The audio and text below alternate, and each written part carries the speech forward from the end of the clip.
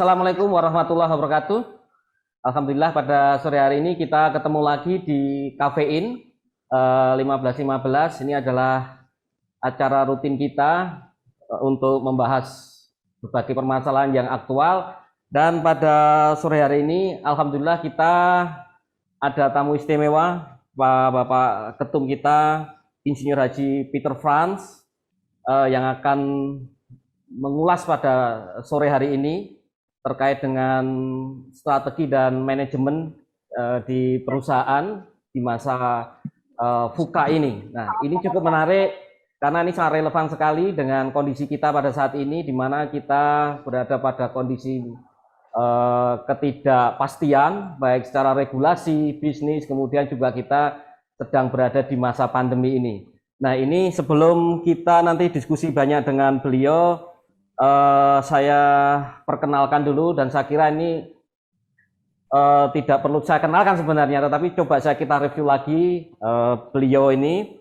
Beliau terjun di Inkindo pertama kali kurang lebih ini di dalam catatan kami ini 1990. Nah, ini beliau sudah cukup lama di Inkindo.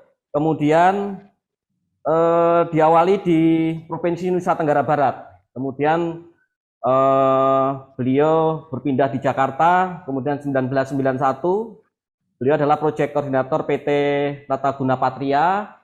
Kemudian 2000 sampai 2007 beliau adalah di marketing manager PT Tata Guna Patria.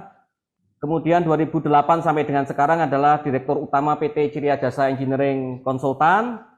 Dan kita tahu PT Ciria Jasa ini adalah salah satu top leader di bisnis konsultan di Indonesia, yang kita tahu market beliau adalah baik untuk proyek-proyek yang bersumber dari dalam negeri ataupun dari luar negeri. Kemudian adalah partner dari PT Ciria ini terutama juga adalah di bidang pemerintahan atau di swasta. Nah, dengan pengalaman beliau yang cukup banyak ini, mulai dari dirintis dari awal sampai akhirnya saat ini beliau adalah ketua DPN Inkindo. Ini sangat tepat kalau kita pada sore hari ini mengulas terkait dengan strategi dan leadership ya. Nah,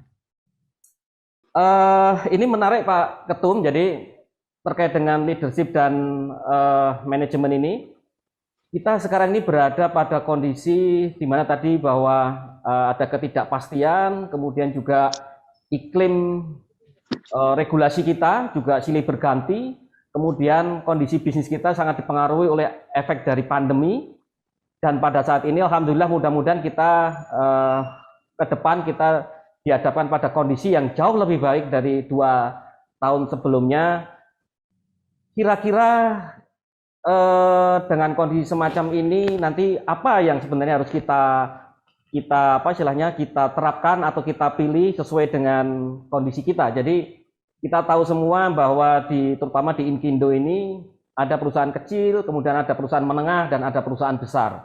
Nah, tentu tiap dari kelas perusahaan ini akan berbeda-beda dalam kita berstrategi. Nah, ini dengan pengalaman beliau, saya kira yang beliau berawal dari awal memang beliau adalah seorang konsultan sejati dari awal, kemudian sampai pada top leader saat ini di organisasi di Inkindo. Saya kira tepat ini.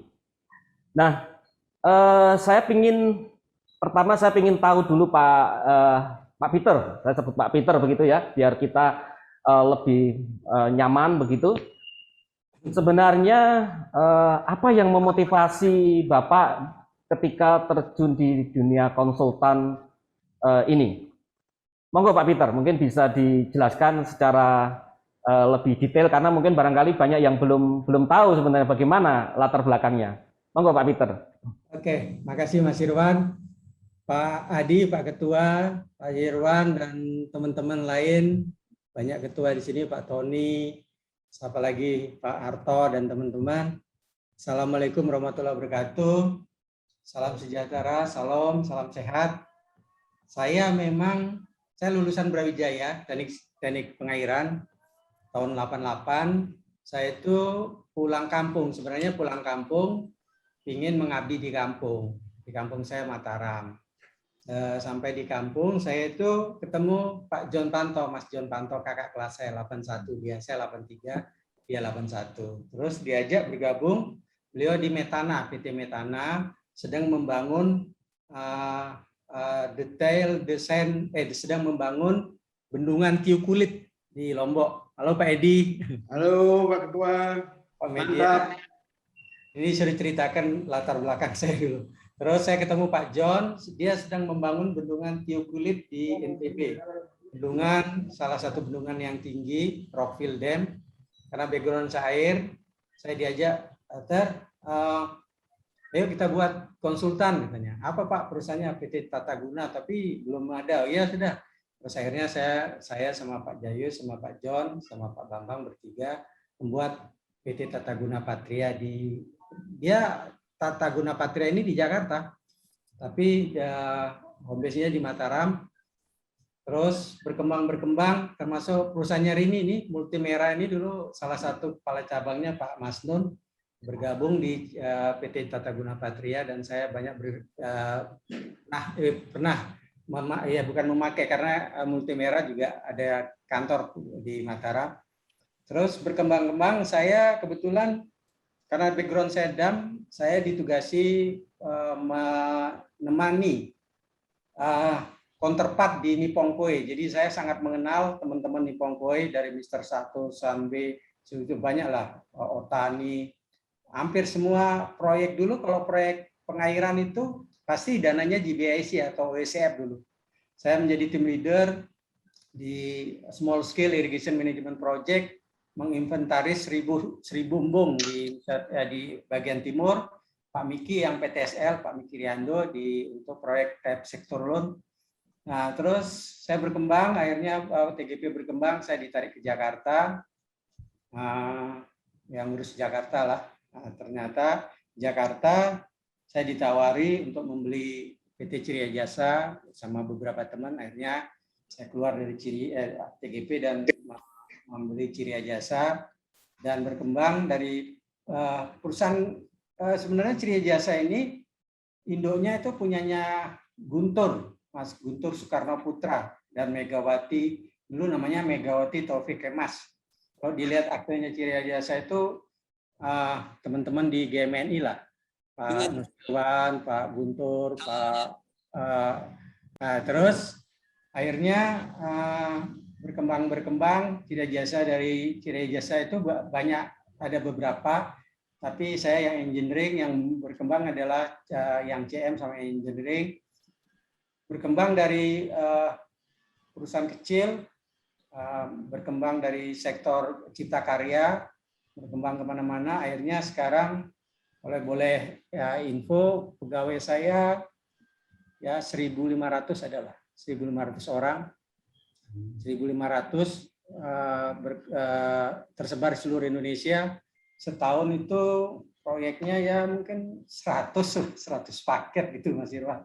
Oke Pak Peter. Oke, ini menarik sekali. Jadi saya sebenarnya ingin tahu ya, ketika ini dari perusahaan kecil, apakah titik balik dari pengalaman Pak Peter ketika perusahaan kecil ini kemudian yakin bahwa ini akan berkembang menjadi besar? Kira-kira pengalaman apa yang membuat titik balik bahwa yakin bahwa perusahaan Ciriya Jasa yang tadi mungkin awalnya kecil ini akan menjadi besar?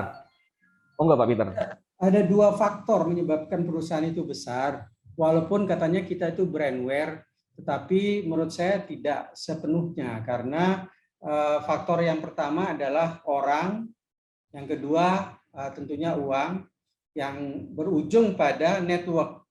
Nah, hal ini yang menyebabkan perusahaan itu besar. Pertama-tama tentunya kita harus mempunyai network yang cukup luas dan mempunyai orang-orang yang bisa kita hubungi. Saya ingat waktu saya dengan Nippon Koi, Nippon Koi itu mempunyai pegawai tetap itu cuma seluruh dunia itu sekitar 200-an, tetapi dia punya network hampir 22.000 pegawai tetap. Kalau di luar itu namanya konsultan, itu terutama yang di Jepang dan lain-lain itu engineering ya.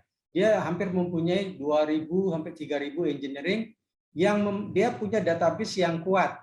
Database yang kuat itu sehingga satu ini bilang, Mr. Peter, saya tahu pegawai saya di Zimbabwe akan habis bulan ini, gajinya segini. Sebulan sebelumnya head office saya akan menelpon dia, Anda masih kerja enggak?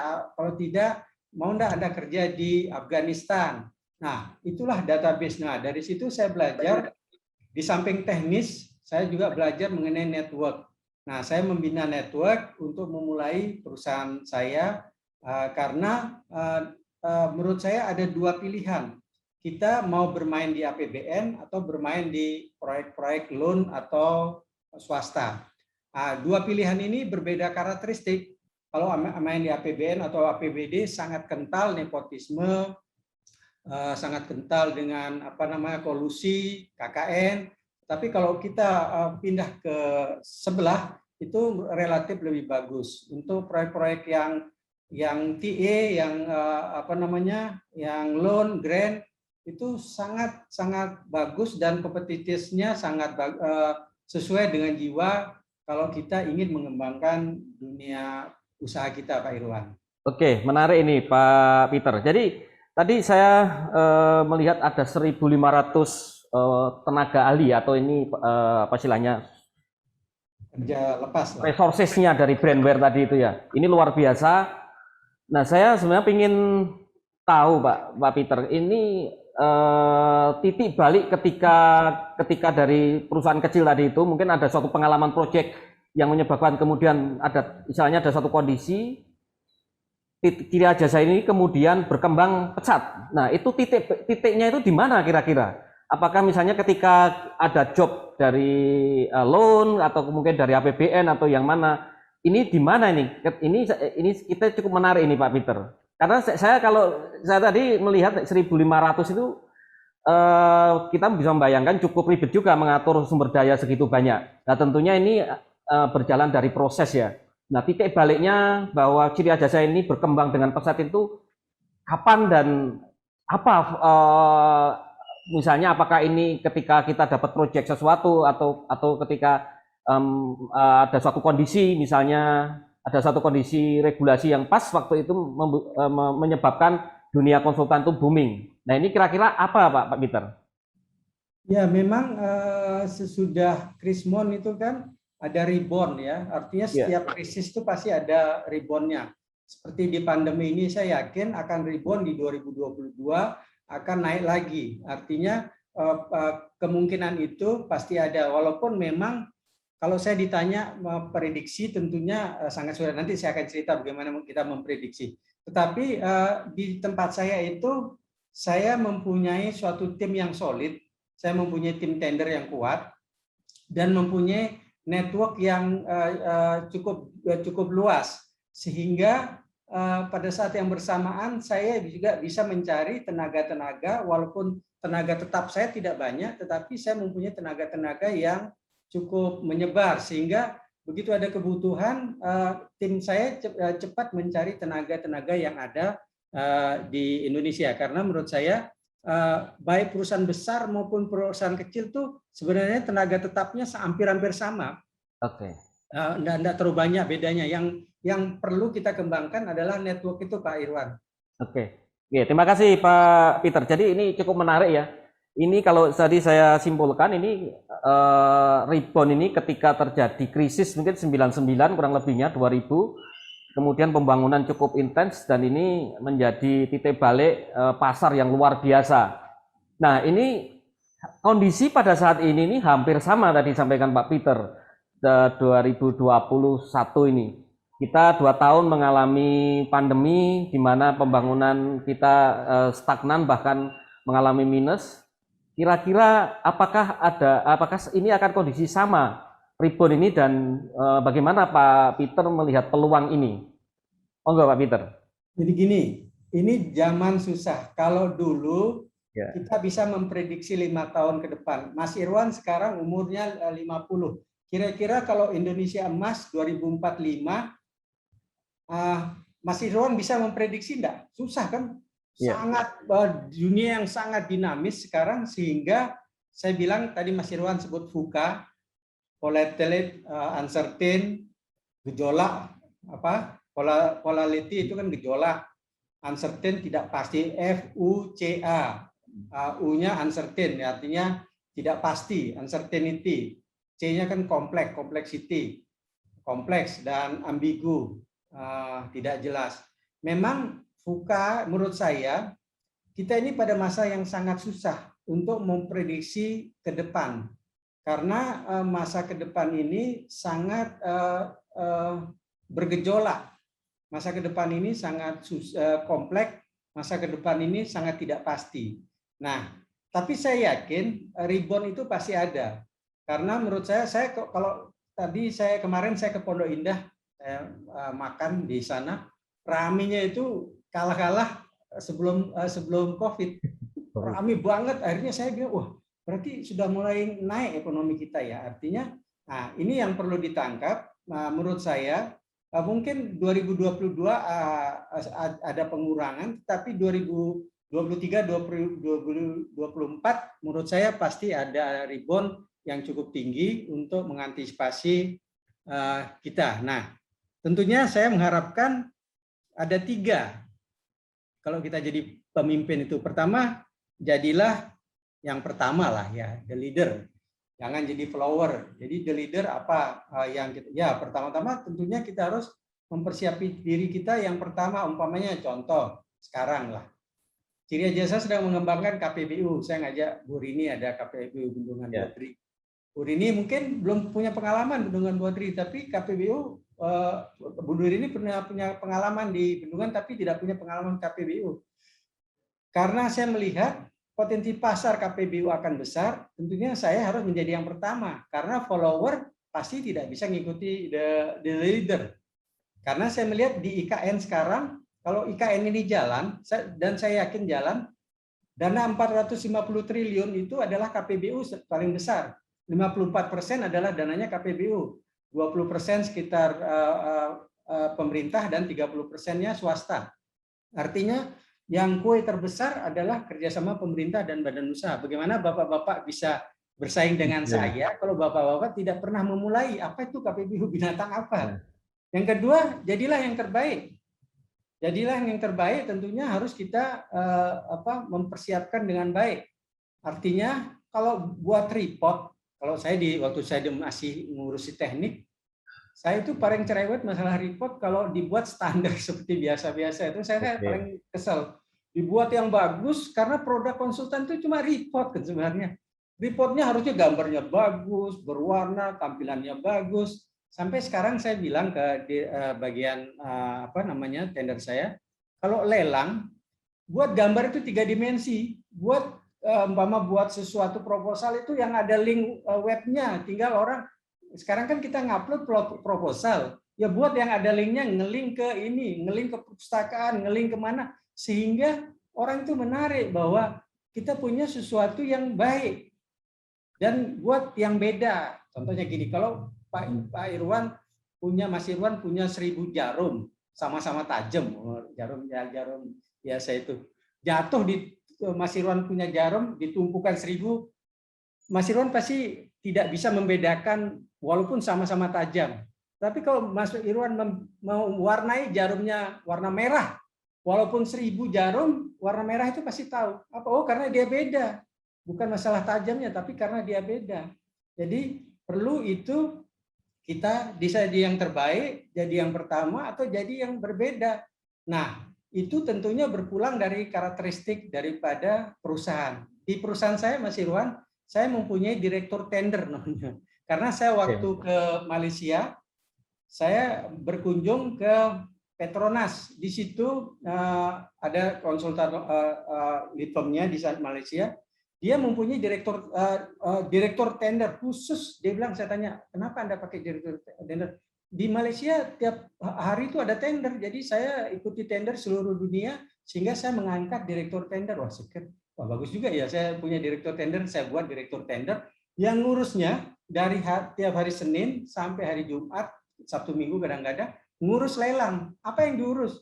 Mulai lelang APBN, APBD, BUMN, departemen lain, UNDP, World Bank, ADB, AIB, sehingga tidak ada lelang yang tidak saya ketahui, Mas Irwan. Oke. Tidak ada yang saya ketahui. Artinya mungkin 80% dari lelang di Indonesia saya tahu.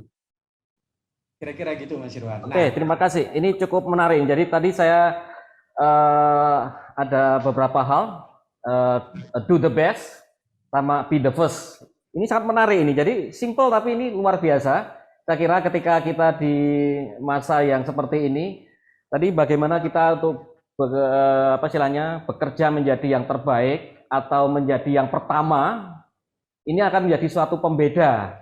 Ini barangkali yang bagi teman-teman yang ini sedang apa istilahnya berjuang untuk bagaimana kita tadi menjadi jarum yang berbeda, ini akan penting ini apa yang disampaikan Pak Peter ini. Nah, kemudian kebetulan di sini Pak Peter, di sini kita juga ada alumni dari Brawijaya di Pengairan juga, hadir di KPIN, juga.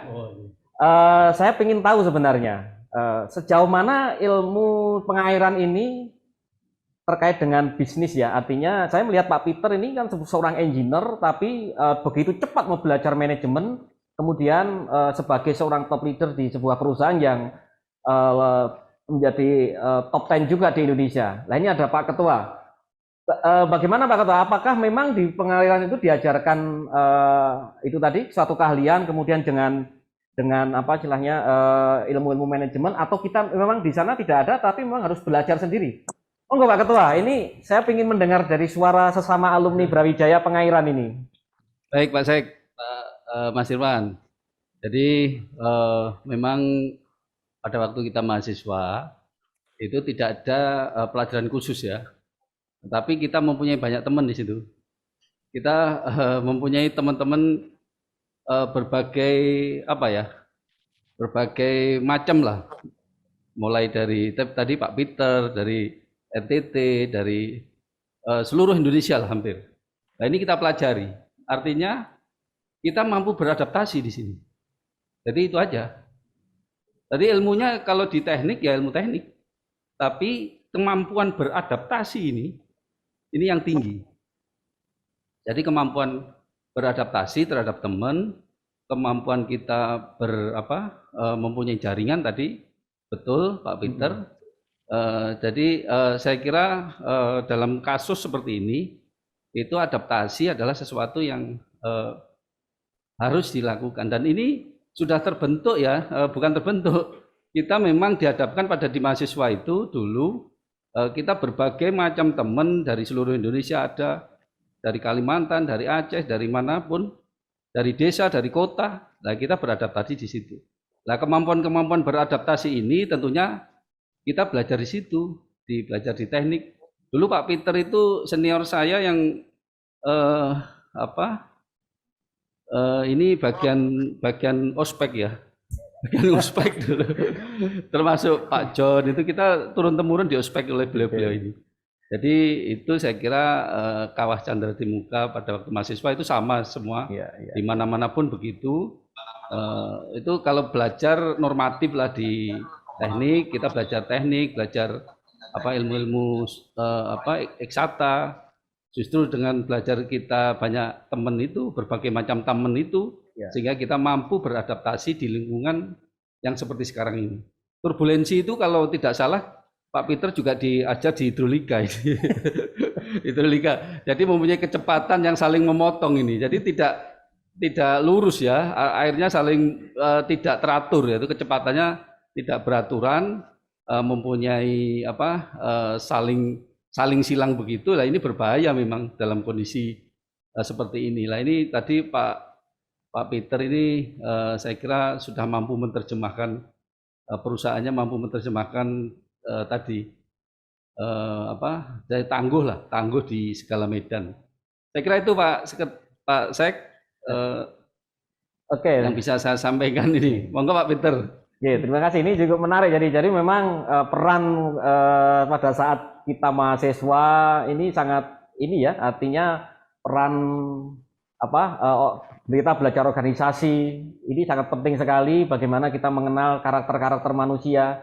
Nah, ini juga sangat erat bagaimana akan membentuk kita di kemudian hari.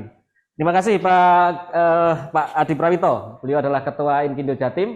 Nah, saya kembali ke Pak Peter. Ini sebelum nanti kita ke floor, saya kira ada satu hal lagi yang cukup menarik untuk kita diskusikan. Oke, barangkali pada masa lampau pernah terjadi chaos juga, artinya VUCA pada masa lampau. Nah, apakah yang membedakan kondisi pada masa lampau yang itu nanti menimbulkan opportunity dalam bisnis tadi disampaikan, kemudian dengan kondisi saat ini? Tentu saya kira tiap-tiap kondisi ini akan mempunyai ciri khas yang spesifik untuk kita hadapi dengan kondisi saat ini. Jadi bagaimana Pak Peter antara ketidakpastian pada waktu Ciri Adiasa berdiri dengan ketidakpastian pada saat ini? Kira-kira apa tadi yang harus kita ini?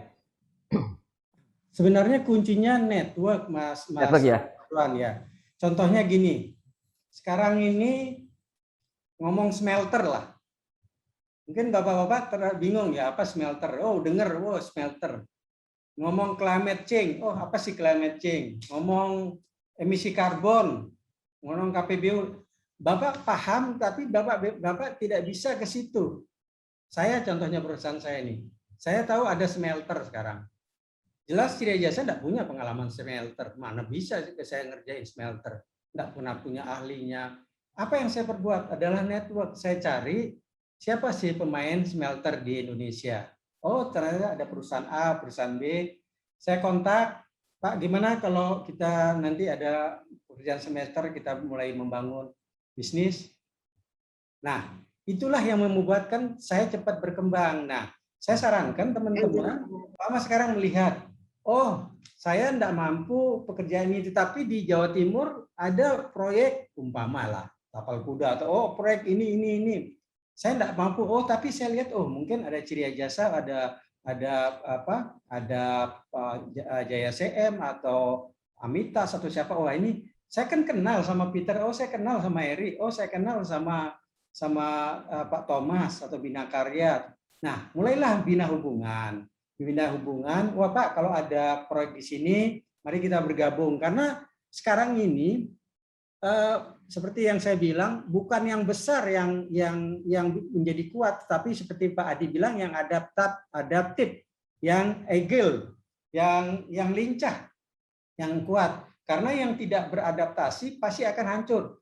Yang tidak menguasai climate change pasti tidak akan dapat proyek climate change. Yang tidak menguasai emisi karbon, bagaimana sekarang emisi karbon, saya juga tidak punya pengalaman emisi karbon, tapi saya bisa mikir, wah saya nanti kalau ke ITB saya akan cari orang-orang atau yang mana yang menguasai emisi karbon, saya ada kerjasama, saya buat MOU, mudah-mudahan nanti kalau ada proyek saya jadi yang pertama menguasainya. Mengenai climate change, sekarang menjadi kalau tidak bisa ngerti climate change, percuma karena 2000 berikutnya kita pasti tentang climate change proyeknya, tentang macam-macam lah dampak dari climate change, tentang penurunan air, tentang macam-macam lah. Nah, itu tentunya perlu feeling daripada seorang pemimpin. Jadi menurut saya jadi pemimpin itu tetapkan target jangka pendek yang jelas dan menantang. Harus jelas dan menantang. Kayak saya sekarang ya, di perusahaan saya tantang. Saya mau semua pekerjaannya digital di Ciria sekarang. Semua dokumen, semua report yang ada digital. Mas, setahun saya menghasilkan 80 paket, kalau 10 tahun sudah ada 800, kalau 800 buku saya digitalkan. Kalau saya mau lelang, saya akan promosikan bahwa Ciria punya pekerjaan begini, bagusnya ini library-nya gini, Bapak tinggal klik gini, pasti menjadi yang menarik, pasti menjadi yang terbaik daripada yang lain. Yang kedua, syarat pemimpin itu harus adaptasi terhadap perubahan. Bukan yang kuat seperti Mas Irwan yang menang, tapi yang beradaptasi. Adaptasi terhadap lingkungan, terhadap sesuatu di kita. Yang ketiga, tentunya pemimpin itu harus membaca tren ke depan, mampu menyesuaikan diri dengan situasi yang ada. Wah, IKN mau berkembang, bagaimana ya? Saya tidak punya akses ke IKN, bagaimana saya mendapatkan? Nah, itulah seorang pemimpin harus mempunyai visi yang jauh ke depan dan jangan takut menghadapi tantangan untuk mengembangkan perusahaan. memang seperti saya bilang, kita sangat susah. Saya baru baca bukunya Yuval Harari. Kalau Bapak-Bapak baca bukunya Yuval Noah Harari, ada 3 bukunya, Sapien, Homo Deus, sama abad 21. Itu seorang sejarawan Israel memprediksi bagaimana sejarah manusia dari zaman revolusi Kolgektik, revolusi agriculture, revolusi sains, terus bagaimana ke depan Homo Deus, bagaimana manusia menjadi dewa. Akan terjadi sekarang permainan catur sudah menang komputer lawan Garry Kasparov tahun 96, itu sudah bisa mengarahkan mobil. Nanti akan ada supir, semua mobil, sehingga terjadi tidak ada kecelakaan, ditarik di algoritma yang di atas, sehingga tidak mungkin terjadi kecelakaan karena semua mobil akan menjadi sendiri. Kebutuhan perawat akan berkurang, orang sakit nanti Pak Iwan tinggal klik di kamera, kirim matanya, nanti dianalisa. Oh, Mas Irwan ini kurang ini, karena sekarang algoritma menjadi utama, menjadi dewa nantinya. Manusia akan meningkat dalam tanda kutip ya, tanda kutip menjadi lebih karena kecerdasan buatan yang akan dibuat bukan sekedar kecerdasan buatan seperti orang dijadikan robot, bukan, tapi yang punya feeling. Sehingga dibuatlah, oh Pak Irwan sedang marahnya, mimiknya begini, artinya gini, dia cocok dikasih lagu begini, oh dia cocok dengan dokter ini, resepnya ini, sehingga banyak profesi-profesi yang menurut saya akan berkurang ke depan. Termasuk konsultan mungkin akan berkurang karena kita tidak bisa memprediksi 10 tahun ke depan bagaimana. 10 tahun lalu kita tidak yakin kita bisa Zoom gini. Tapi sekarang sudah kita yakin 10 tahun lalu akan datang mungkin virtual reality sudah ada. Zoom-nya tidak perlu gini, kelihatan kita ngomong, orangnya kelihatan. Bentuknya dalam hologram kelihatan Pak Mas Irwan seakan-akan berdiskusi sama saya dalam bentuk hologram. Nah, printer 3 dimensi akan terjadi. Bagaimana kita semua manufaktur akan ada, sopir menjadi pengacara tidak ada, ya bukan berarti akan berkurang karena hukum yang begitu tebal tinggal diganti dengan komputer, kita mau cari apa tinggal terjadi. Orang menjadi zombie di jalan, kita tidak terkenal, semua melihat HP. Kita mempengaruhi teknologi atau teknologi mempengaruhi kita. Nah, hal-hal ini tentunya menurut saya harus menjadi concern daripada konsultan. Saya selalu menyarankan Bapak-bapak harus memigrasi ke dunia digital. Karena 5 tahun lagi saya yakin Mas Irwan, pasti dunia digital masuk dalam dunia konsultan. Sekarang Bapak halodoc lah. Halodoc, Bapak buka, mau chat sama dokter, saya sakit ini, apa obatnya dikirim, tinggal datang obatnya, sudah tidak perlu kita tatap muka sama dokter.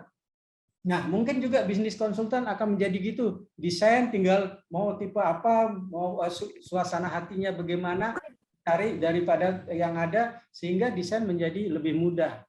BIM akan berkembang berkembang besar, pengawasan akan menjadi digital, desain-desain akan menjadi lebih mudah, orang menjadi lebih sedikit, sehingga antisipasi ini menurut saya perlu kita lakukan, karena 5 tahun ke depan kita tidak bisa memprediksi dunia konsultan. Oke, menarik sekali nih. Jadi apa yang disampaikan sangat menarik sekali. Tadi ada beberapa hal yang saya lihat, saya tangkap. Bagaimana perusahaan untuk adaptif gitu ya. Kemudian yang kedua networking tadi sangat penting sekali, kemudian agile. Nah, kemudian juga barangkali ini untuk sebuah perusahaan-perusahaan yang sudah mapan akan berpikir masalah itu.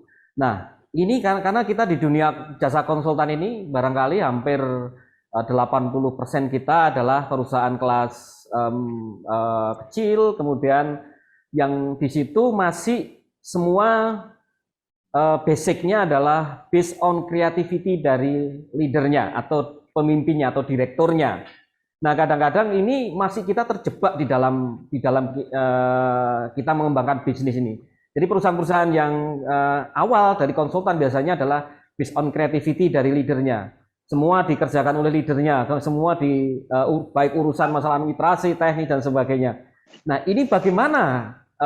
Mungkin Pak Peter punya pengalaman ya, bisa keluar dari zona yang dikatakan based on creativity dari leader, semua dipengaruhi leader ini, bagaimana bisa keluar, kemudian memberikan, tadi ada beberapa tim, saya yakin di Ciri Jasa ini ada beberapa tim yang melakukan insight untuk tren-tren ke depan, kemudian juga untuk networking. Nah, ini bagaimana kita bisa keluar dari semua yang bisa semuanya awalnya kita kerjakan sendiri, menjadi kita sifatnya direktif begitu ya. Nah, ini mungkin ada trik Pak Peter, monggo Pak Peter. Pertama-tama petakan dulu proyek-proyek yang biasa kita ikuti. Oh, saya permainannya di sini. Terus membuat kerjasama dengan teman. Gini. Saya selalu bilang ke saya punya direksi, lebih baik kita dapat 60% daripada kita dapat 100%. Karena kalau kita membagi 40%-nya kepada teman atau membagi sebagian daripada proyek kita, pasti suatu waktu teman itu mengajak kita. Karena saya melihat gini, kalau mengapa Gojek bisa besar? Karena untungnya cuma 10.000, tapi kuantitasnya 3 juta. 3 juta kali 10.000 hampir 3 triliun yang dia omsetnya. Nah, mengapa teman-teman tidak mau memperluas dengan menggabungkan bapak-bapak 3 orang menjadi 1, bergabung, entitasnya tetap ada tapi cair. Nah, seperti sekarang saya lakukan. Saya dengan grup saya, beberapa teman sedang mau bidding di ASEAN. Kita tidak punya pengalaman ASEAN, kita tidak ngerti apa itu Kamboja, tidak ngerti cuma saya ngerti Inaton pernah dapat kontrak di sini, ini dapat kontrak gini. Tapi saya bilang, masa saya sebagai ketua MGINDO tidak bisa kontrak di luar Indonesia? Saya membentuk sama beberapa grup, 5-6 perusahaan jadi 1. Kita meng-hire orang, artinya bersatu, mengeluarkan uang 1 bulan sama-sama 5 juta, kalau 6 orang 30 juta, itu cukup meng-hire 1 expert di ADB untuk cari proyek di ADB, untuk mengikuti TE, untuk mengikuti UNDP, untuk mengikuti AIB, untuk mengikuti lain. Nah, saran saya kepada teman-teman bersatu dalam teman-teman 1 Jawa Timur, 5-6 orang satu yang dan cair.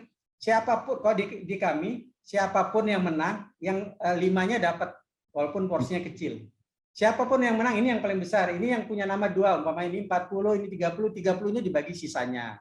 Sehingga semua dapat gantian. Nah, itulah kadang-kadang teman-teman tidak mau berbagi, mau mengambil semuanya sendiri. Di perusahaan saya selalu wajib, kalau konsorsium harus berbagi. Konsorsium harus berbagi. Nah, kalau saya yakin kalau kita senang berbagi, pasti cepat akan dapat baliknya. Nah, itu tahun ini saya sedang merintis untuk di luar negeri, Mas Irwan. Nah, tentunya tidak mudah. Nah, kalau kembali ke perusahaan kecil, dulu saya kecil, saya mulai dengan 1-2 proyek, 3 proyek, tapi saya punya grup yang saling membantu. Nah, grup-grup ini saling menguatkan. Oh, sekarang saya dipinjam ini juga. Tapi suatu koordinasi yang ada. Nah, saran saya teman-teman di Jawa Timur atau di mana aja, mulailah buat grup-grup kecil yang sepaham, seide, karena kan menyangkut hati ini kan, menyangkut kepercayaan, menyangkut trust. Dan yang penting harus trust sama teman-teman, dan kita harus saling percaya, karena bisnis konsultan adalah bisnis trust. Kalau Anda celaka 1 kali, Anda akan terus akan jadi tidak bagus. Nah, sehingga kadang-kadang saya sudah deal, Mbak, anak buah saya deal, tapi dealnya salah, tapi saya bilang jalani. Jangan dicabut apa yang sudah kamu katakan, ikuti apa itu, walaupun kadang-kadang harus rugi atau impas atau bagaimana, tapi jangan menciting daripada teman partner kita, karena begitu orang itu diluka, karena kita akan ketemu, Pak, ketemu dengan mereka lagi. Nah, saran saya untuk teman-teman Jawa Timur, mulailah membuat small group atau ikut dengan teman yang lebih besar. Sehingga saya mengharapkan yang kelas menengah ngikut yang besar, yang kecil ikut yang menengah. Nah, ini tentunya tidak mungkin saya bisa melakukan seluruh Indonesia, tapi saya sudah melakukan, mengangkat teman-teman. Saya selalu bilang, yo kalau saya kecil kan tidak bisa, masa saya besar ngajak yang kecil, tapi kalau sampai menengah saya bisa ngajak. Nah, proyek-proyeknya mari kita create bersama-sama. Proposalnya nanti kita yang bantu, tenaga ahlinya kita cari bersama-sama, pembiayaan kita atur bersama-sama, sehingga hubungan ini menjadi enak. Dan menurut saya bisnis konsultan tidak akan ada habisnya. Di luar negeri bisnis-bisnis itu tumbuh. Yang kita kurang adalah kita kurang dekat dengan perguruan tinggi, Mas Irwan. Ya, ya. Coba sekarang saya tanya Mas Irwan, coba di Surabaya umpama sampean mau main di proyek-proyek dermaga, umpama lah gampangnya, atau dermaga, atau pemain karbon lah, emisi karbon. Tentunya bingung kalau tidak punya tenaga ahli. Nah, kenapa tidak mulai membangun kerjasama dengan universitas swasta atau negeri sebagai untuk membangun trust dulu. Oh, nanti lama-lama tentunya kalau ada proyek kita bisa jalan, tapi paling tidak ada hubungan dulu. Nah, sekarang bagaimana umpamanya kita mau mengembangkan suatu kawasan. Waktu dulu saya di Lombok, saya ingat sama Pak John Panto, Mas John, kita pelajari buku JICA, buku SIDA, Master Plan Pulau Lombok, segini bahasa Inggris.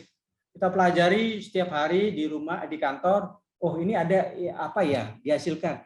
Nah, dari itu kita buat titor. Oh, umpama dia buat master plan, sini ada bendungan Pengga, di sini ada bendungan Meninting, sini ada bendungan Diukulit, di sini ada. Nah, kita buat titor karena air, kita buat titor, kita buat contoh master plan, kita ajukan ke kepala dinas. Kebetulan kepala dinasnya Pak Jalal. Jalal, ini ada kita buat 7 proposal. Mungkin oh ya ini dia suruh ke CABB, akhirnya bisa menjadi proyek. Itu create project yang kita buat. Nah, itu juga tentunya kalau teman-teman punya keahlian tersendiri, seharusnya di setiap kabupaten kan bisa meng-create, Pak. Ya, Mas ya. Irwan. Cuma itu saya enggak tahu ya, karena saya jarang main di APBD, saya kan mainnya di APBN, dan kebetulan kelas besar, persaingannya relatif enggak terlalu berat, karena orang yang main itu saja, paling 10-30 perusahaan, dan itu gantian, sehingga kita bisa mengukur kapasitas dari perusahaan tersebut. Ya, ya, menarik Pak Peter. Jadi tadi ada faktor kalau kita melihat bahwa kita dalam berbisnis ke depan ini economic sharing tadi, Gojek ya, ini menarik. Jadi bagaimana kita berkolaborasi, saling berbagi. Ini adalah prinsip-prinsip bisnis modern saat ini. Jadi mengambil sedikit, tetapi faktor pengalinya yang banyak. Ini menjadi catatan kita. Terus juga di akhir tadi saya melihat bahwa kenapa Pak Peter mungkin mengambil di segmen kelas atas. Jadi karena pemainnya sedikit. Jadi kita ingat dengan hukum Pareto 20-80, artinya 20 pemain itu menguasai 80 omset, dan 80 omset itu dikuasai oleh 20 pemain. Nah, itu barangkali ini juga menjadi pilihan kita. Karena kita mau bermain di mana? Ini terkait dengan visi dan misi kita. Nah, ini sebelum nanti ke floor, satu lagi pertanyaan Pak Peter ini. Bisnis tidak terlepas dari tadi pilihan. Kita tadi kalau kita ke Pareto tadi 80-80, misalnya kalau kita alokasikan di bisnis 20% dari pemain itu menguasai yang 80% omset. Kemudian 80% omset dikuasai oleh 20%. Tinggal kita milih yang mana. Nah, ini sejauh mana visi dan misi dari pilihan kita dalam berbisnis ini berpengaruh pada tujuan dari hasil terkait dengan hasil akhirnya. Monggo Pak Peter. Ini agak filosofis mungkin visi dan misi ini. Ya, memang menurut saya hidup kan pilihan, Mas Irwan ya. Ya. Adalah pilihan. Nah, sebagai pemimpin di suatu perusahaan, tentunya kita harus jeli melihat niche-nya, celahnya lah. Setiap itu punya niche. Tentunya kita harus bermain di mana yang kita kuasai. Jangan bermain di daerah yang kita tidak kuasai. Yang kedua, ide-ide segar itu harusnya ada dari, kan katanya kita brandware. Brandware. Tetapi kita tidak punya ide sedikit pun terhadap kontribusi di kampung kita, di kabupaten kita. Kita tidak pernah mengelaborasi, oh ini ada potensi yang bisa kita jual pada Pemda setempat. Oh ini ada tor yang bisa kita buat untuk pengembangan kawasan wisata. Oh ini ada macam-macam. Nah, sehingga saya berpikir kita jadi pemimpin itu tentunya perlu punya visi yang bagus ke depan untuk memajukan perusahaan kita. Nah, Yang kedua, seperti saya bilang, adalah networking. Nah, networking ini gimana ya? Ilmu tidak ada ilmunya lah. Ini tidak ada ilmunya di sekolah, saya pikir tidak ada. Tetapi networking itu perlu dilakukan dengan menggabungkan dengan perusahaan-perusahaan yang Bapak kenal atau sejenis, satu irama, sehingga lama-lama menjadi besar. Awal-awal, umpama contohnya saya tidak punya pengalaman kuat di air. Pemain saya banyak di Cipta Karya. Saya diajak sama Indra Karya, sama Catur, sama perusahaannya Rini, perusahaannya Yodia untuk main di air. Lama-lama akhirnya saya menjadi pemain air yang kuat. Begitu juga di tempat-tempat lain. Jadi saran saya pada teman-teman dipetakan dulu. Jadi mungkin DPP harus mempunyai logbook tentang database perusahaan. Ini saya sebenarnya dari dulu pingin sebagai ketua MDIO mempunyai itu, tapi belum sampai tercapai. Sehingga saya Pak Irwan mau lihat, oh siapa sih perusahaan ini punya pengalaman apa aja, sehingga bisa mudah, oh saya kalau ada proyek ini saya gabung dengan perusahaan ini. Nah, pendekatan itu tentunya tidak serta-merta harus pendekatan pribadi dulu, sehingga kita punya connect dengan teman-teman yang saya tidak bisa join sama Mas Irwan karena saya tidak pernah punya connect, tidak pernah tahu, walaupun Irwan jago geologi umpamanya, saya paham, tapi saya tidak pernah connect walaupun saya punya pekerjaan geologi.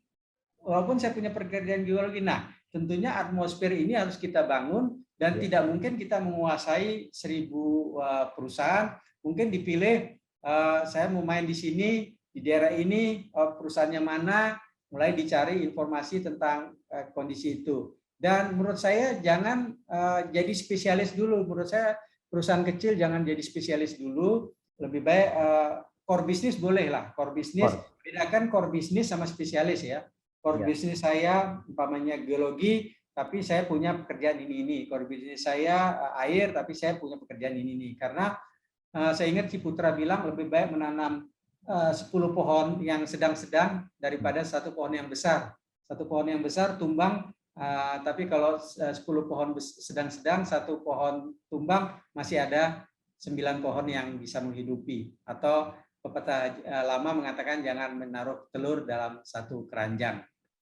Itu Mas Irwan. Ya, menarik sekali. Jadi saya melihat bahwa networking ini adalah barangkali ini menjadi the biggest asset of Surya Jasa ini ya, karena dari awal Pak Peter selalu mengatakan bahwa networking begitu ya. Nih, kemudian satu yang terakhir tadi bahwa kita jangan spesialis dulu, tetapi core. Core ini adalah lebih ke kita punya sebuah apa istilahnya inti yang bisnis, tetapi kita juga masih perlu bagaimana menguatkan aspek tadi itu, karena kita bisnis tentunya supporting dari cash flow mesti harus jalan. Apakah nanti dari sampingnya. Nah, seperti ini. Terima kasih Pak Peter, ini cukup menarik. Oke, karena kita sudah cukup banyak menggali terkait dengan Pak Peter, kemudian ciri jasa dan tadi latar belakang. Saya lihat di floor. Barangkali kalau ada pertanyaan kami persilahkan untuk raise hand. Mas Yudis. Ini salah satu, ini monggo Mas Yudis, ini saya perkenalkan Pak Peter. Mas Yudis ini adalah konsultan di Bondowoso. Beliaunya juga di situ Bondo, beliaunya juga mengembangkan pertanian modern, luar biasa. Jadi dengan kemampuan konsultannya dikembangkan, tidak dijual ke orang lain, tapi idenya dikembangkan sendiri. Monggo Mas Yudis, kami persilahkan. Ya, terima kasih Mas Irwan. Pak Peter, salam kenal. Mungkin saya juga alumni dari Teknik Pengairan, Pak Peter. Junior berarti dong. Nah, cuma saya ITN, Pak. Oh, sama aja. Tetangganya. Kalau waktu itu praktikumnya saya juga pernah di Brawijaya waktu itu. Nah, sempat saya tuh bekerja, masih ingat dengan Tata Guna Patria, Pak. Waktu di Kalimantan Timur. Ya. Saya ingat dengan Pak Peter. Pernah ke Kalimantan Timur, Pak ya? Pasti, seluruh Indonesia saya pernah, Mas. Waktu itu ada Pak Fatoni di sana, Pak. Saya ingat masih ada Mas Zulkarnain juga dari Brawijaya. Sama pernah kenal juga waktu itu saya masih baru masuk. Pernah ikut di perusahaannya Patria Paramita waktu itu di Kalimantan Timur. Nah, terus sekarang saya di Situbondo berusaha untuk membangun jasa konsultasi. Nah, saya sebenarnya hanya istilahnya itu mengenang tata guna patria, Pak, waktu itu, Pak. Jadi pertanyaan saya waktu itu tata guna patria bersama dengan Indra Karya dan juga dengan perusahaan Kalimantan Timur waktu itu di Samarinda, ada Super Teknik Konsultan, ada juga Patria Paramita, itu bergabung gitu loh, Pak. Saya ingat seperti itu. Jadi ibaratkan konsorsium, dan itu kami di Situbondo juga berusaha untuk berkomunikasi dengan teman-teman yang lain untuk bergabung juga, Pak. Nah, cuman persoalan dihadapi kadang-kala adanya persoalan politis yang pejabat yang berganti-berganti gitu, Pak, ya. Sehingga itu menjadi permasalahan bagi teman-teman rekanan konsultan khususnya. Ini berpihak ke ini berpihak ke ini. Nah, cara mengatasi seperti itu gimana, Pak, untuk mengatasi persoalan terkait dengan adanya politis yang berkaitan dengan akhirnya berkaitan juga dengan pekerjaan. Contoh saya saya itu tidak banyak bekerja di kabupaten saya sendiri, tapi banyak bekerja di daerah lain seperti itu, Pak. Nah, sedangkan saya terkadang di kabupaten sendiri sudah mulai jenuh juga gitu loh, karena adanya kaitan politis seperti itu. Mungkin itu, Pak, mohon masukan dan arahannya, adanya politis praktis yang ada di wilayah per kabupaten sehingga membuat kebijakan jasa konsultansi itu tergeser gitu loh, Pak. Demikian Pak Peter, Mas Irwan, terima kasih. Terima kasih, Mas Yudi. Monggo Pak Peter, langsung aja. Saya optimis ya gini ya. Ini kan zaman tender elektronik. Kenapa teman-teman kelas kecil tidak berani nyebrang pulau, nyebrang provinsi ya? Ikut lelang APBN, jangan APBD lah. APBN di provinsi lain, kelas kecil, kan ya artinya kan selama ini kan tidak terlalu ketat. Oh, saya tidak boleh gabung sama kelas kecil di provinsi tersebut atau sama-sama, karena kalau masalah memang di Indonesia kalau aspek politis kan di kabupaten itu sangat kental. Saya tidak pernah mengalami, jadi saya tidak terlalu kuat ya. Saya tidak pernah main di APBD. Memang kalau politisnya menjadi kental, kualitasnya artinya pekerjaan konsultan jadi tidak menarik di provinsi itu, saya yakin, karena pemenangannya menjadi susah.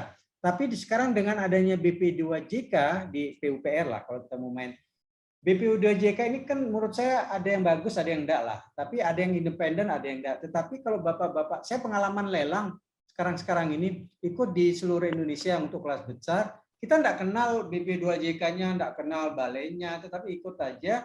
Akhirnya ada beberapa yang menang juga. Artinya bapak-bapak mulai coba untuk fight di provinsi lain. Saya lihat ada beberapa perusahaan mulai sekarang tumbuh yang sudah berani fight di provinsi dari daerah-daerah. Contohnya Fani Elsada. Itu perusahaannya dulu kelas menengah. Saya bilang, Pak Fani ngapain kelas menengah, naik aja kelas besar, pengalamannya cukup, begini bla bla bla. Sekarang merajai, sudah ikut tender di mana aja.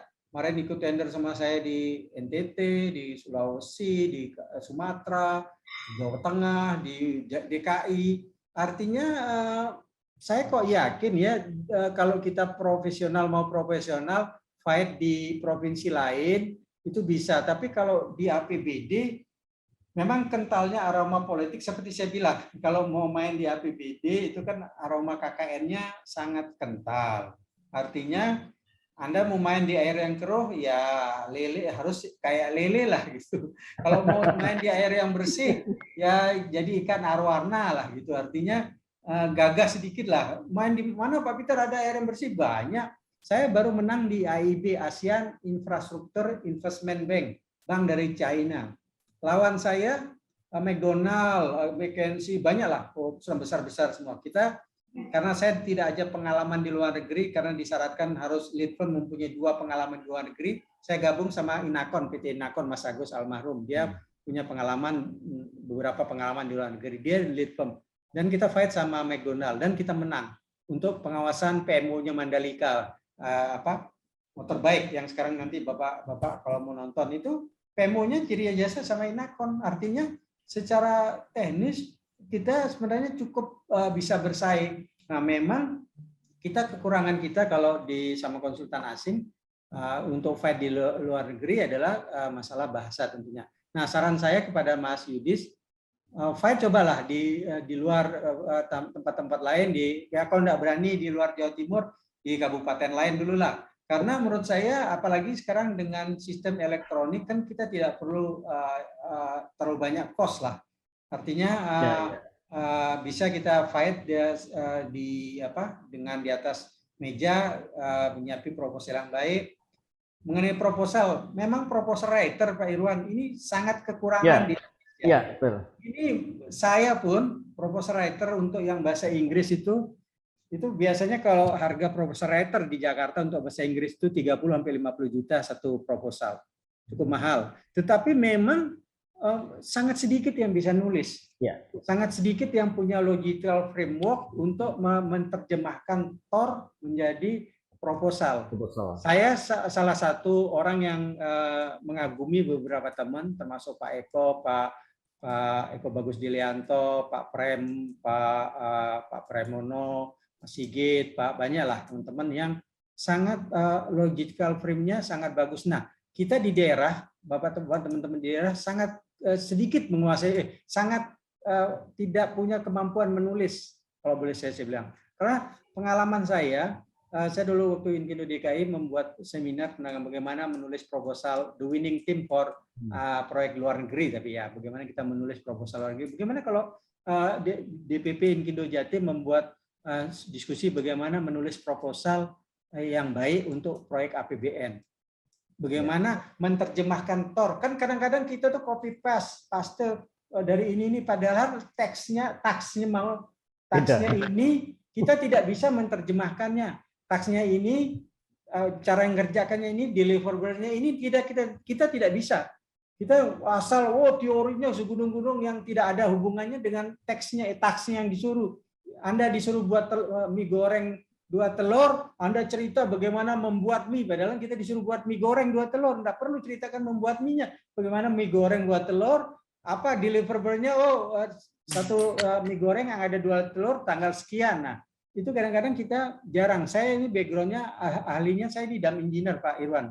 Saya sangat menguasai bendungan, saya bisa menentukan bagaimana membangun desain bendungan, bagaimana menentukan tinggi bendungan, bagaimana optimasi spillway, bagaimana macam-macam. Saya sangat dulu menguasai karena saya bekerja sama dengan orang Jepang. Sehingga saya dulu saya bilang tidak ada namanya transfer of knowledge itu Pak Edi. Itu kita ada nyuri knowledge, iya. Tidak ada orang Jepang itu memberikan kita pengetahuan, kita mencuri bagaimana supaya bisa kita belajar. Saya yakin sedikit yang menguasai SCADA, sedikit yang menguasai BIM, sedikit yang menguasai Dumbrick analisis. Bagaimana bisa berkembang perusahaan Bapak kalau Bapak tidak punya ilmu, katanya brandware. Padahal yang Bapak jual adalah diri Bapak. Padahal Bapak direktur perusahaan yang tidak ngerti tentang sesuatu.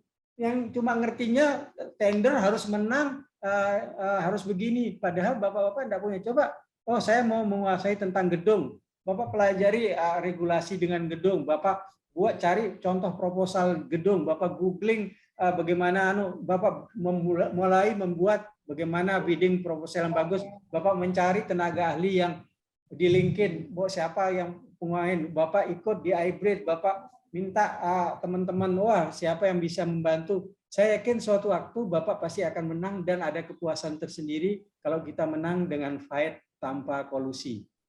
Ya, menarik ini.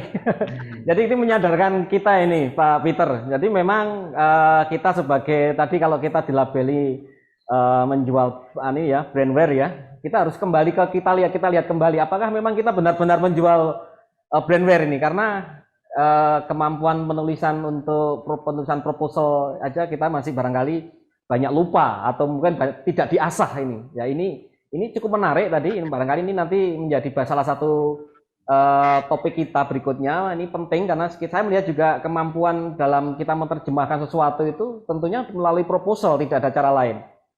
Nah, kemudian tadi kembali bahwa kalau kita kembalikan ke awal diskusi kita tadi bahwa memang bagaimana kita, Pak Peter tadi menyampaikan kita menjadi jarum yang berbeda tadi itu ya, tadi di awal itu dengan do the best atau do the first itu ya. Nah, ini mungkin jadi saya simpulkan dari jawaban untuk Mas Yudis tadi ya. Terima kasih Mas Yudis. Berikutnya kami persilahkan dari yang lain untuk berdiskusi dengan Pak Peter. Pak Irfan. Oh, monggo Pak April, monggo. Silakan Pak April. Assalamualaikum Pak Peter, salam kenal. Ya, Mas. Ya, ini dari Jawa Timur, dari Kediri saya, Pak. Pak, ini saya melihat apa uraian yang Bapak ceritakan sangat menarik, Pak. Pengalaman kami, Pak, tahun 2021, kami ikut lelang itu sekitar 350 paket yang kita ikuti.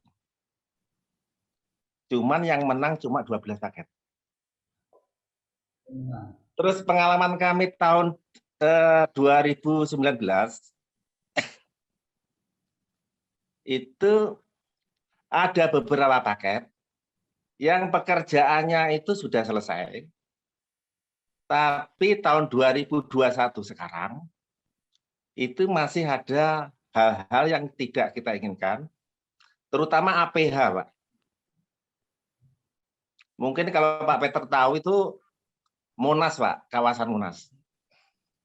Oke, sorry Mas Mas April, kami potong barangkali kita tidak berbicara masalah konteks APH ya, tapi kita coba bicara di aspek bisnisnya saja, karena nanti terkait dengan hukum nanti kita berbicara aspek yang lain. Monggo, silakan. Oke.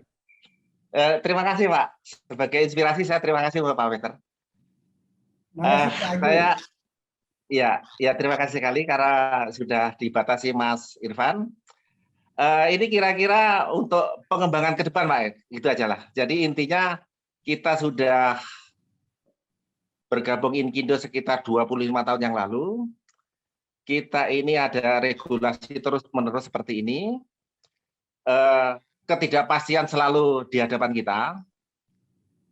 Yang seperti Pak Peter teorikan tadi memang cukup logik juga. Nah, ini Pak,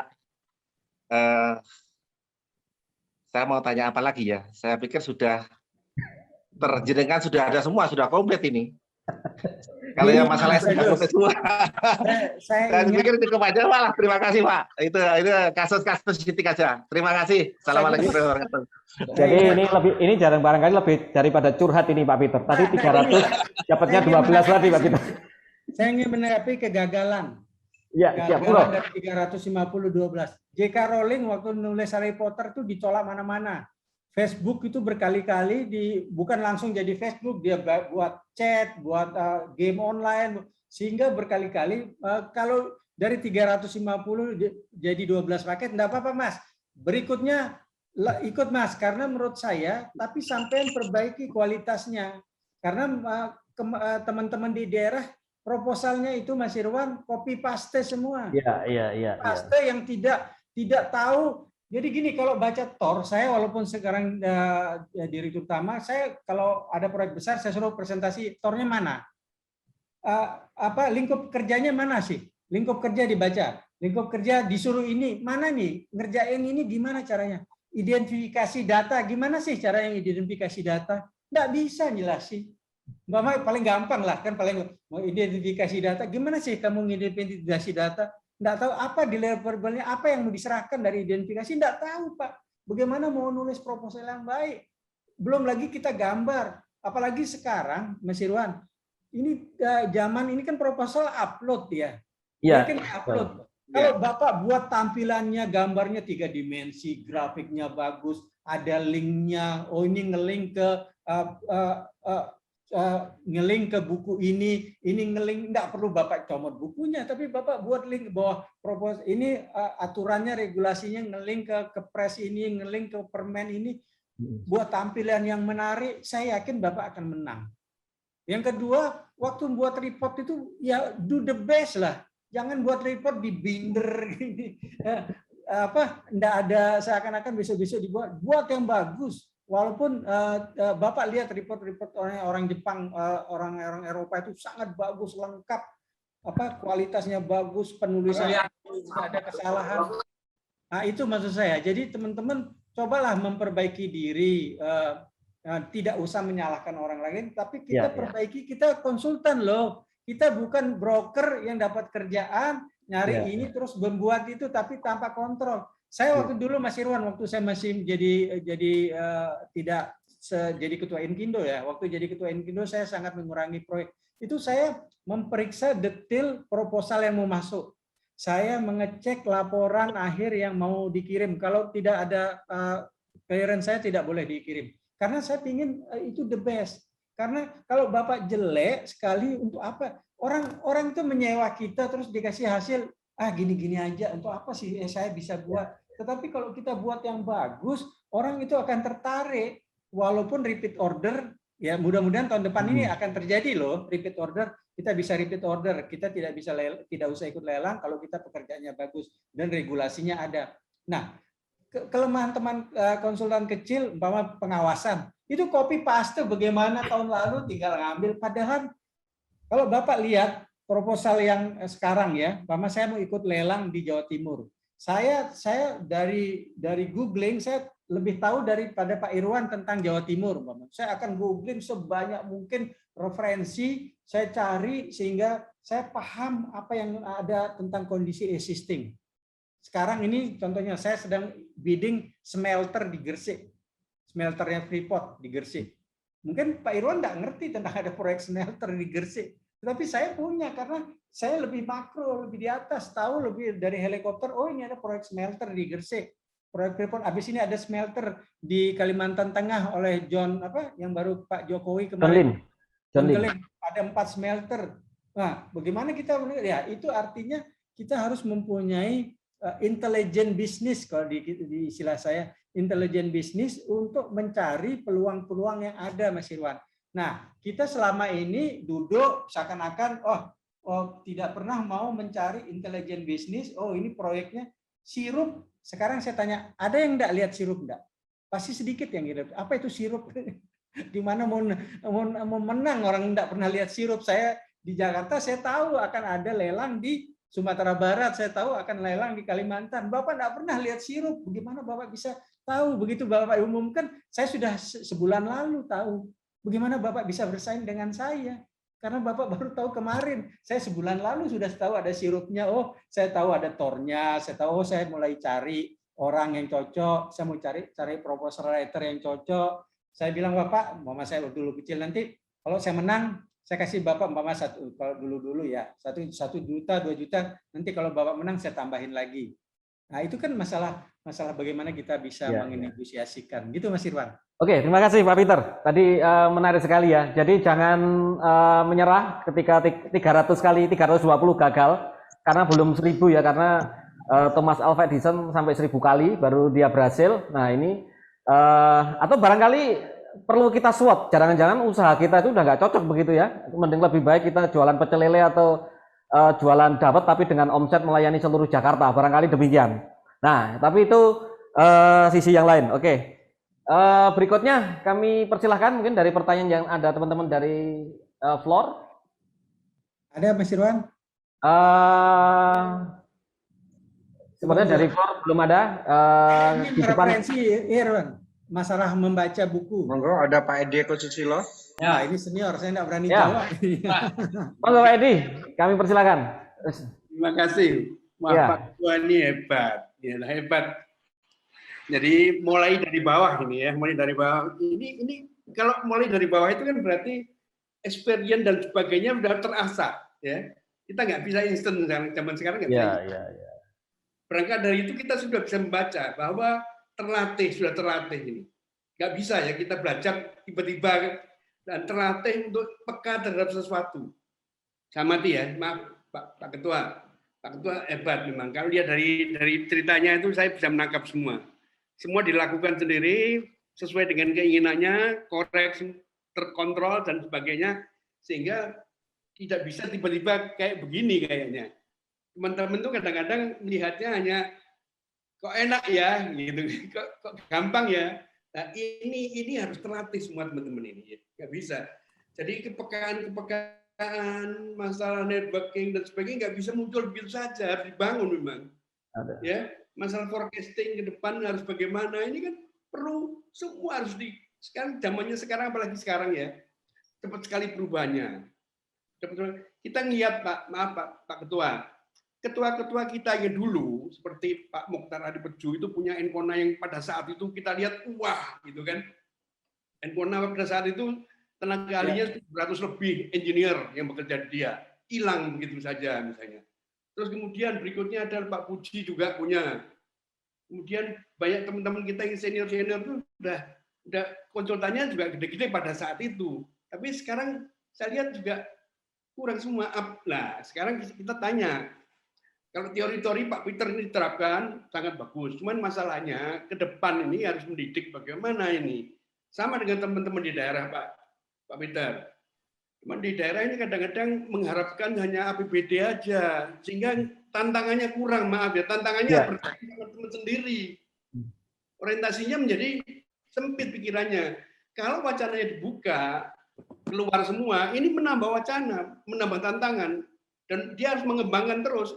Saya sepakat itu. Teman-teman harus dibuka keluar memang. Kalau teman bermain di kandang sendiri, bermain di kabupaten, ini mengharapkan pembagian terus ini, nggak melatih ini.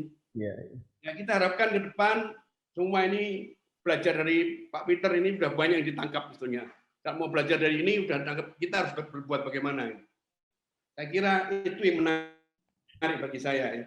Jadi ini pelajaran-pelajaran ini sulit ini, dan ini nggak bisa di sekolahan, nggak ada di sekolahan ini. Semua pelajaran dari by experience, ya, by pengalaman semua, dan ketajaman insting ya, ketajaman insting menentukan ini. Jadi tidak semua orang, misalnya gini, di perguruan tinggi pintar, tapi begitu bekerja di suatu pekerjaan menghadapi ini belum tentu tajam ya. Nah, ini tidak semua orang, makanya tidak semua orang pintar itu mesti sukses. Tidak semua orang pintar mesti sukses. Tapi orang sukses adalah orang yang bisa membaca semuanya. Saya bilang membaca semuanya ya. Membaca semuanya, kesempatan dan sebagainya. Yang terakhir adalah kesempatan. Kesempatan ini harus digunakan benar. Tidak setiap saat mendapatkan kesempatan yang sama. Kalau ada kesempatan, bisa memanfaatkan kesempatan, ada kemungkinan untuk lebih cepat berhasil. Itu saja. Terima kasih. Terima kasih, Pak Saya Edi. ingin tanggapi sedikit, Pak Irwan. Monggo. Generasi kedua konsultan tidak langgeng. Kenapa generasi kedua konsultan tidak langgeng? Ini karena generasi pertama itu selalu one man show. Wiratman, Pak Wiratman, Pak Puji, Pak Biek, Pak Pujo, tidak ada generasi. Yang kedua, masalah berbagi, Pak. Ini saya terapkan di perusahaan saya. Saya sekarang mengangkat 10 direktur, Pak. Bapak bayangkan, saya mengangkat 10 direktur, muda-muda semua, ada yang di bawah 30, ada paling tinggi 40 tahun. Semuanya muda-muda direksi saya. Apa yang saya bilang? Adalah berbagi. Saya ingat kenapa saya terinspirasi dengan saya sering melihat podcast dari sejak lama, bahwa kalau kita berbagi ini akan menjadi inspirasi bagi teman-teman. Jadi gini, di Ciri Jasa itu ini holding, ada direksi-direksi banyak. Saya kasih target. Terus semua pembiayaan oleh saya, Ciri Holding, terus kita memberikan kompensasi kepada direksi yang tanda tangan proyek untuk mendapatkan porsi keuntungan daripada proyek itu. Sehingga dia mempunyai ikatan yang bagus dengan perusahaan. Karena membina suatu human resources adalah susah kalau dia tidak loyal sama kita. Mengapa orang itu loyal? Kalau orang itu merasa aman dengan kita. Orang itu merasa pimpinannya menjamin dia. Orang itu merasa bahwa dia dilindungi oleh pimpinannya. Dan orang itu merasa dia punya masa depan. Nah, sehingga saya merubah pola konvensional bahwa saya single fighter. Saya selama jadi ketua Inkindo, Pak, tidak pernah menandatangani kontrak. Saya tidak pernah ke PUPR, saya tidak pernah memasarkan perusahaan, karena saya merasa, apalagi saya jadi ketua DPN, ketua DKI aja saya tidak pernah ke PUPR. ke sana karena saya merasa kalau saya ke sana membawa nama Inkindo. Seakan-akan saya membawa mencari proyek, padahal tidak. Saya ke sana itu paling ada peresmian, ada diundang, nah sehingga saya membagi distribusi itu ke bawah. Karena memang secara ilmu manajemen yang baik adalah manajemen yang membagi tugasnya ke bawah sehingga tanggung jawab itu ke bawah. Saya insya Allah Pak, generasi kedua Ciria masih bisa akan berlanjut karena manajemen middle-nya cukup kuat. Sehingga distribusi kerjaan itu adalah terbagi. Ilmu manajemen yang terbaik menurut saya adalah membagi semua kue itu habis sehingga pembagian kekuasaan dan pembagian wewenang dan tanggung jawab berada di level yang lebih bawah. Hal itu saya tularkan kepada BUMN besar sekarang. Sekarang kalau dulu Virama Karya yang menandatangan direkturnya, sekarang sudah tidak, kepala cabang, kepala biro menandatangan sehingga mereka punya aturan tersendiri. Nah, saran saya pada teman-teman, walaupun sampai perusahaan kecil, jangan ragu-ragu membagi dengan tim leadernya. Suruh dia cari proyek karena dia lebih dekat mungkin dengan klien. Suruh dia mencari proyek, jangan gaji dia gaji biasa. Kalau Anda dapat proyek dari keuntungan bersih Anda dapat 20%, 30%. Itu tergantung Anda berdua. Silakan sehingga dia ada motivasi untuk mencari lebih karena orang yang Anda gaji kalau dia cuma makan gaji, dia tidak akan menjadi kaya. Orang yang Anda gaji ya, dia cuma makan gaji, dia akan menurun karena kebutuhannya meningkat. Pendapatan gaji turun itu karena inflasi, karena kebutuhan meningkat. Nah, sehingga saya selalu yakin memperluas diversifikasi perlu. Karena saya ingat wawancara Kopi Kenangan. Kopi Kenangan diwawancarai sama Gita Wirawan. Coba lihat podcastnya Gita Wirawan. Itu banyak inspirasi yang sangat bagus-bagus. Bagaimana dia tidak bisa ngopi, dia bukan barista, tapi dia bisa membuka anak muda-muda, Tokopedia, Gojek itu anak-anak muda yang bisa membuka begitu banyak lapangan pekerja dengan ide-ide yang sangat mudah, membuka toko kopi, kualitasnya bagus, harganya murah, dia tahu pasti rugi di awal, tapi sengaja dia punya strategi bagaimana Jeko dulu dengan strateginya membayar gratis orang untuk mengantri supaya orang bisa membeli. Nah, hal-hal itu teman-teman mungkin perlu, apalagi sekarang memperbanyak iterasi. Kalau Pak Irwan selalu bilang iterasi membaca perlu. Menurut saya membaca itu Pak Edi perlu Pak. Walaupun kita sudah di umur berapa, usahakan dalam sebulan membaca buku. Saya dalam waktu pandemi hampir 50-60 buku saya baca dalam setahun itu. Buku-buku apa aja, saya tidak peduli pokoknya saya ke toko buku, saya beli 10 buku, saya taruh, nanti saya baca yang mana saya suka, yang mana saya sehingga memperluas wawasan kita, kita tahu climate change. Ada sekarang orang kalau enggak ngerti climate change di luar negeri dianggap enggak ngerti apa-apa. Karena sudah mulai di Indonesia akan ada orang yang tidak ngerti deforestry, dianggap tidak ngerti emisi karbon, yang tidak ngerti KPBU, dianggap. Nah, sehingga saya menyarankan Mas Irwan kepada teman-teman mulai membaca dan mengikuti podcast yang menginspirasi, jangan mengikuti YouTuber prank-prank, apa gunanya? Bukan maksud saya gitu. Tapi itulah Gita Wirawan, Helmi Yahya, banyak teman-teman yang menginspirasi saya untuk membaca buku, untuk belajar, melihat ke depan, peluang-peluang ke depan itu ada. Saya walaupun saya terlambat, saya tahu novel Yuval Harari sudah tahun 2011 sudah, tapi saya baru sempat membaca Homo Sapiens, Homo Deus dan 21 abad, baru kira-kira sebulan 2 bulan lalu. Saya sangat bisa menginspirasi, ternyata masa depan sangat susah diprediksi. Sekarang umur saya sekarang 58, 25 tahun, umur 75, Indonesia Indonesia emas 2035, kita tidak bisa memprediksi apa yang terjadi di sana. Sangat canggih akan terjadi. Nah, saran saya kepada teman-teman ini katanya, konsultan brandware, tapi salah aja masih copy paste, masih tidak bisa mengandalkan brandware-nya. Bagaimana kita bisa bersaing dengan bagus, gitu Mas Irwan, saran saya. Terima kasih. Ini cukup menarik tadi. Tadi ada satu hal juga ini menjadi insight kita di Kafein. Bagaimana perusahaan untuk level up tadi ya. Kenapa kita tidak bisa level up, terjebak di dalam one man show kalau dikatakan tadi Pak Peter? Kalau di teman-teman kita di tim kafein kita biasanya nyebutnya level based on creativity dari leader. Jadi masih semua tergantung leadernya. Ini menarik. Kemudian tadi disampaikan bahwa apa tadi? Kita punya resource yang banyak sebenarnya. Kita harus banyak belajar, membaca buku, mengupgrade ini yang luar biasa.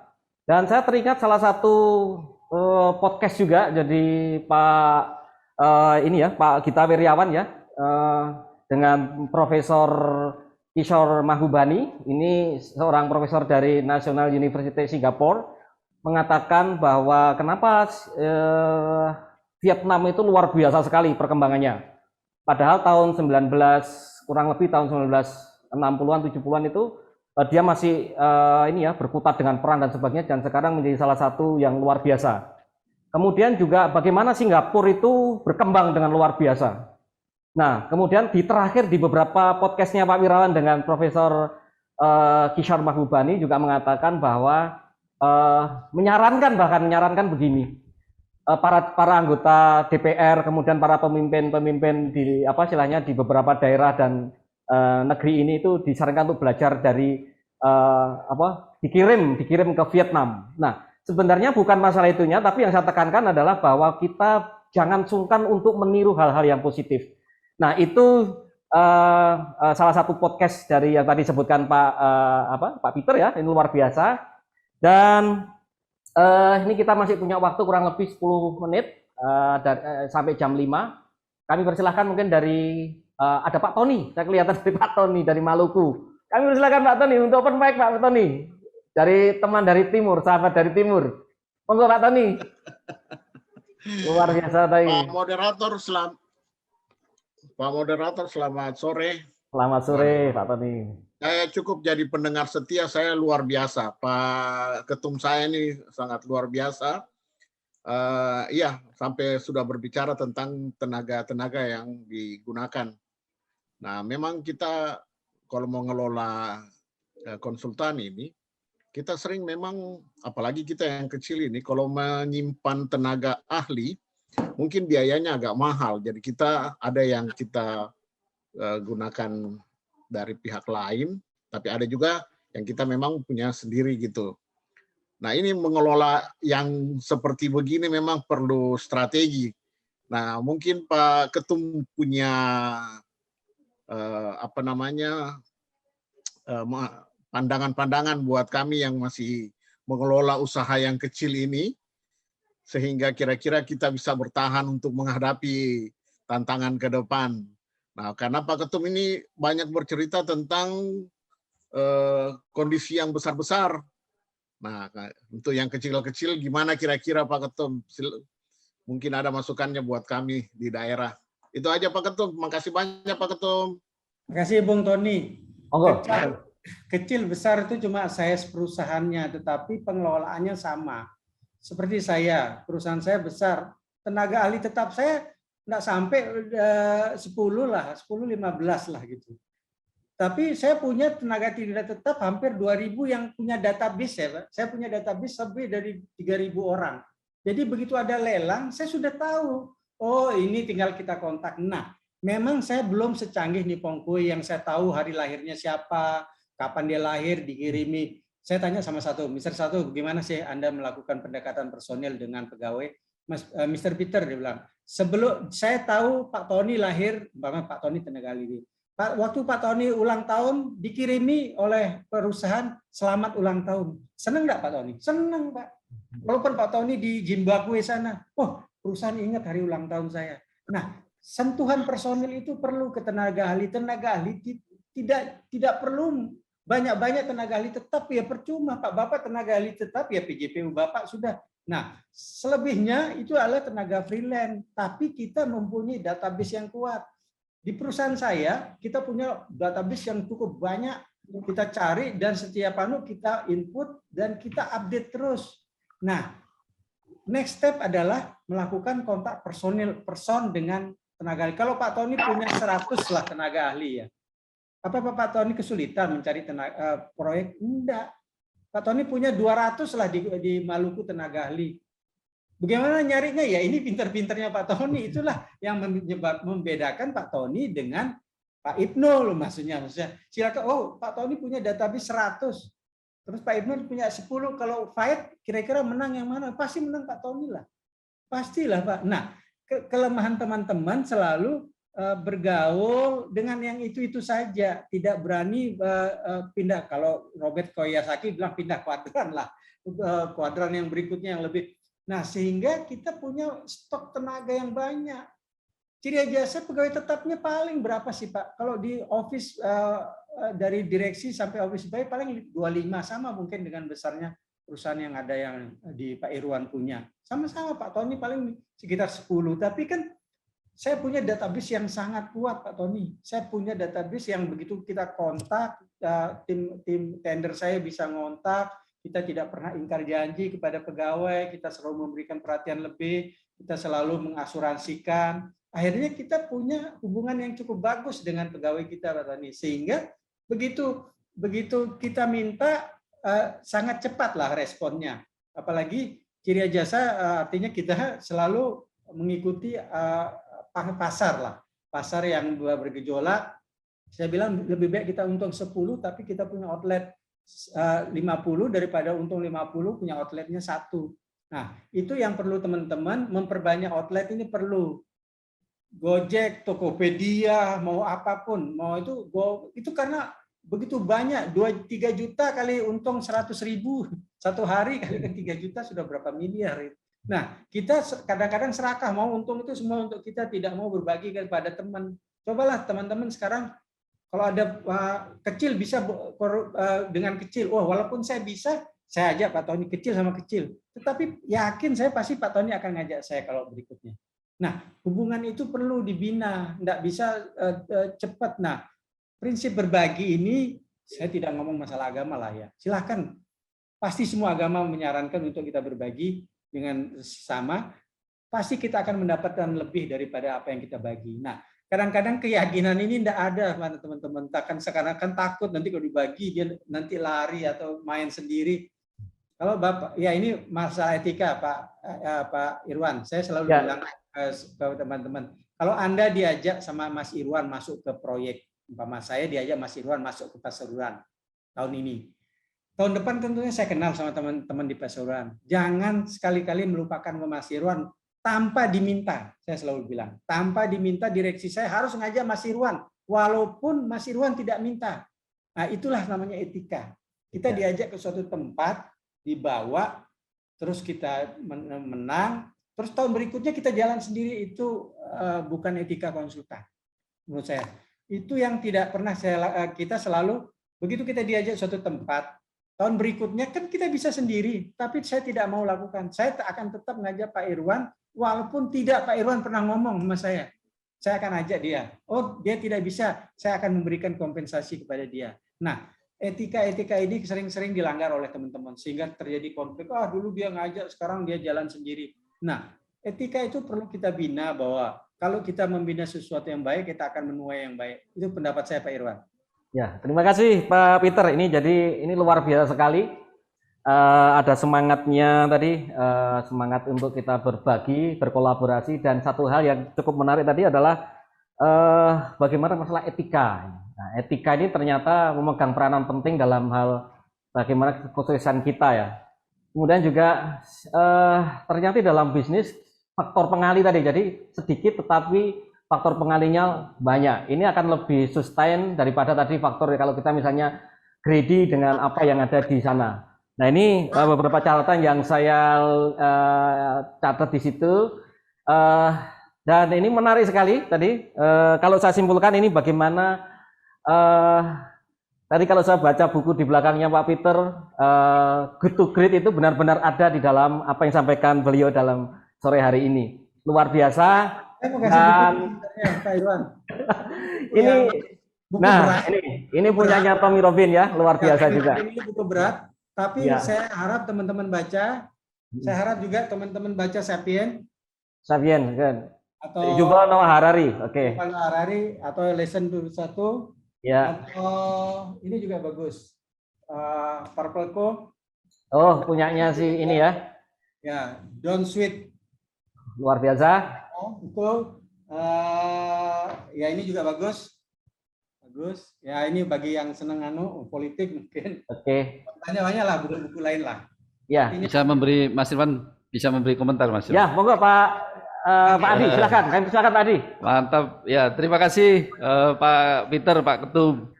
Luar biasa saya kira pada sore hari ini saya melihat sosok Pak Peter ini bagaimana tadi mengelola perusahaan. Ternyata beliau ini sudah menerapkan teori-teori modern yang sekarang berkembang. Kuncinya sekiranya begitu. Jadi beliau ini sudah menerapkan teori sebelum teori ini ada. Itu tadi instingnya saya kira luar biasa, seperti tadi kolaborasi, adaptif. Ini sudah diterapkan sejak beliau memulai usaha. Jadi nanti teori yang ke depan lagi kelihatannya ini sudah diterapkan juga Mas Irwan. Masalah etika itu kalau nggak salah nanti pada teori berikutnya ini hanya masalah etika ini yang akan berkembang. Saya kira itu kelebihannya yang bisa kami dapat dari Bapak. Terus Pak yang perlu diketahui sekarang ini yang bagaimana kita mempercepat seperti tadi disampaikan Pak Tony bahwa anggota-anggota kita itu memang mindsetnya masih tadi yang Pak Peter ceritakan tadi itu memang realita Pak Peter. Bagaimana kita bisa mempercepat para anggota ini untuk menuju seperti yang Bapak sampaikan tadi. Ini tantangan kita bersama sebetulnya. Yang ini mencoba nanti kita terjemahkan bagaimana kita bisa membawa anggota ini apa yang Bapak harapkan nanti seperti yang Pak Peter itu.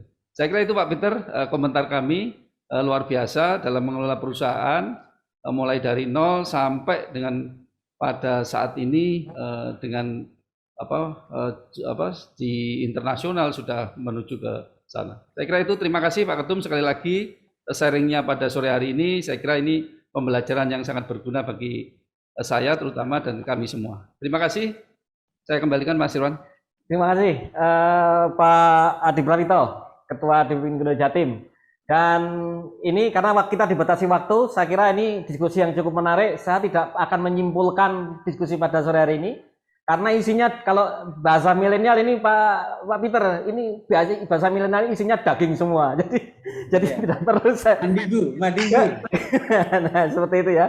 Jadi tadi bagaimana kita ditunjukkan beberapa hal kondisi-kondisi yang seharusnya seperti apa, bukan kondisi-kondisi yang apa adanya, tapi seharusnya seperti apa. Kemudian bagaimana seorang CEO pada saat ini. Jadi kita memang harus minded terkait dengan bacaan-bacaan ya, karena saya kalau tidak salah saya dari salah satu coach di Indonesia yang cukup terkenal itu mengatakan bahwa salah satu kebiasaan baik dari para CEO yang ini adalah membaca, budaya membaca.